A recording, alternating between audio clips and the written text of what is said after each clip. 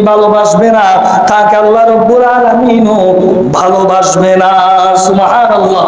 এরপরে আল্লাহ রাব্বুল আলামিন বলেন কুল আতিউল্লাহ ওয়া আতিউর রাসূল ফাইন তাওয়াল্লাউ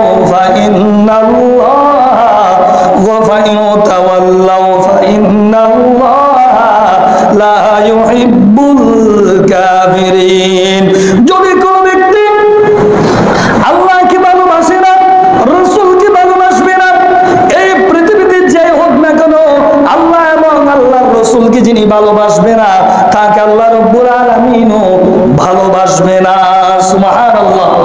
হাদিসের মধ্যে এসেছে আমার নবী সাল্লাল্লাহু আলাইহি ওয়াসাল্লাম স্পষ্ট করে বলে দিয়েছেন, আমার উম্মতের মধ্যে যদি কোন উম্মত যদি আমি নবীর ধার ধারবে না, আমি তার জন্য কোনো অবস্থাতেই সুপারিশ করব না। আল্লাহর নবীকে যদি কেউ না মানে, অমান্য করে, স্বীকার না করে, সে কিয়ামতের ময়দানেও দুনিয়াতেও আমার নবী তার জন্য সুপারিশ করবে না।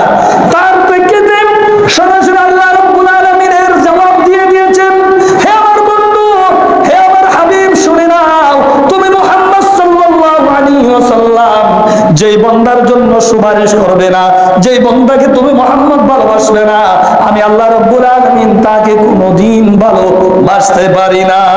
সুবহানাল্লাহ। তাহলে অবশ্যই যদি মুহাব্বত, আল্লাহর ভালোবাসা, মুহাব্বত যদি পেতে চাই তাহলে ভালোবাসতে হবে কাকে? নবীকে। তাহলে জোরে বলেন, ভালো যদি বাসতে হয় নবীকে